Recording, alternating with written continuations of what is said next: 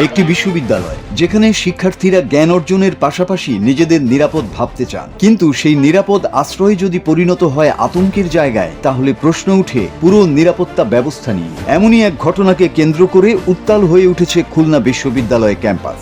6 মাস ধরে সবাই জানে 900টা ভিডিও সেটা করে এটা সবাই জানে, এর সাথে আপনারা জড়িত। গত বুধবার রাতে বিশ্ববিদ্যালয়ের বিজয় 24 ছাত্রী হলের গণরুম সংলগ্ন ওয়াশরুমে এক ছাত্রী লক্ষ্য করেন ভেন্টিলেটরের ফাঁক দিয়ে একটি মোবাইল ফোন তাক করা হয়েছে। অভিযোগ, গোপনে তার ভিডিও ধারণের চেষ্টা করা হচ্ছিল। বিষয়টি বুঝতে পেরে তিনি সহপাঠীদের জানান। খবরটি মুহূর্তেই পুরো হলে ছড়িয়ে পড়ে।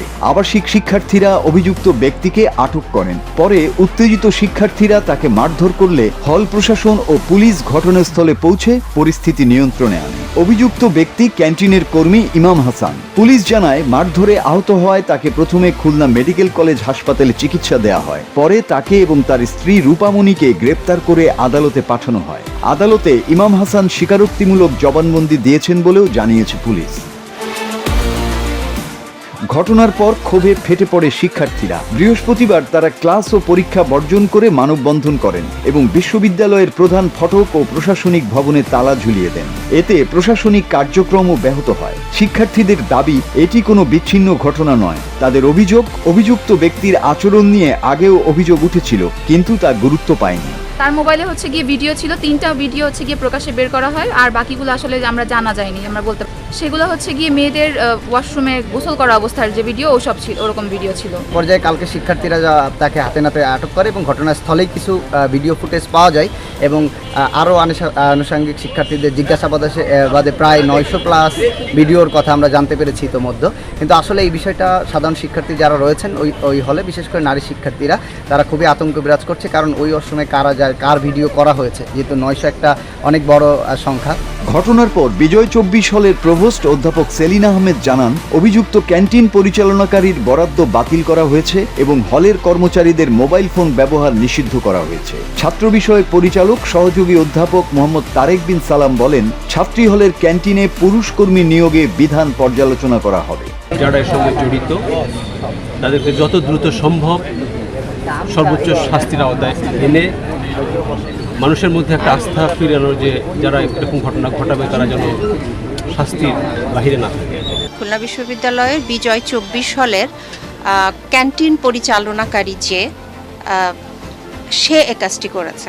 মেয়েদের ওয়াশরুম রুমের মধ্যে, কিন্তু ওয়াশরুমের সবসময় বাইরের দিকে একটা ছোট্ট একটা উইন্ডো থাকে না, একটা গ্লাস টাইপের একটা ছোট্ট, ওই রকম একটা জায়গা থেকে সে পিছন দিক দিয়ে গিয়ে এটাকে ওইখানে সে একটা মোবাইল ধরেছিল।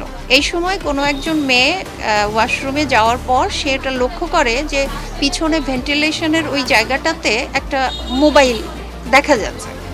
তখন সে ওখান থেকে বের হয়ে আসে, বলে যে এখানে কিছু একটা আছে। তখন মেয়েরা দ্রুত বের হয় এবং তাকে পিছন দিকের গেটের গোড়ায় তাকে দেখতে পায়।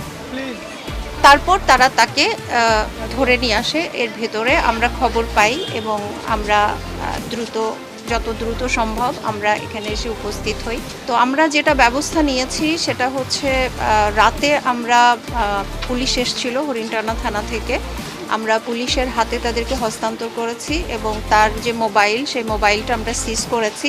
বাট আমরা আশঙ্কা করছি যে যদি বেশি কিছু থাকে যেটা সে ডিলিট করে ফেলেছে, তো সেটা সাধারণ মানুষদের পক্ষে উদ্ধার করা সম্ভব না, বাট এটা ফরেন্সিকে গেলে এটা আসতে পারে। তো বিশ্ববিদ্যালয় প্রশাসন আইনগত দিক নিয়ে পুলিশের সাথে কাজ করছেন, কেসের বিষয়টা চলমান। এদিকে শিক্ষার্থীরা শুধু এই ঘটনার বিচার নয়, ক্যাম্পাসে যৌন হয়রানির অভিযোগে অভিযুক্ত 2 শিক্ষকের বিচারও দাবি করেছেন। তাদের ঘোষণা, সব অভিযুক্তের বিচার নিশ্চিত না হওয়া পর্যন্ত কর্মসূচি চলবে। যে যারা এই সাথে জড়িত, যে দুজন ইমাম হাসান এবং তার ওয়াইফ যিনি আছেন, তার ওয়াইফ রীতিমধ্যে তাদের ভিতর কোনো অনুশোচনা বোধ নাই। কালকে রাতেই বলছে যে আমার হাজব্যান্ড, যখন শিক্ষার্থীরা তার স্বামীকে জিজ্ঞাসাবাদ করছিল তখন সে বলছে যে আমার স্বামী তো ভিডিও করছে, করে নাই, এই ধরনের কথাবার্তা তারা বলছে। সুষ্ঠু তদন্ত এবং সুষ্ঠু বিচার চাই, কারণ আমাদের এক বেডের একজনের সাথে এরকম হয়েছে, কাল আমাদের সাথে হবে না তার তো কোনো নিশ্চয়তা নেই। আমরা এর কঠোর বিচার চাই। বিশ্ববিদ্যালয়ের উপাচার্য অধ্যাপক ডক্টর রেজাউল করিম জানান, তদন্ত কমিটি গঠন করা হয়েছে, 3 দিনের মধ্যে প্রতিবেদন জমা দিতে বলা হয়েছে। অভিযোগ প্রমাণিত হলে আইন ও বিশ্ববিদ্যালয়ের বিধি অনুযায়ী সর্বোচ্চ ব্যবস্থা নেয়ার আশ্বাস দিয়েছে প্রশাসন। Desk report, Bangla TV.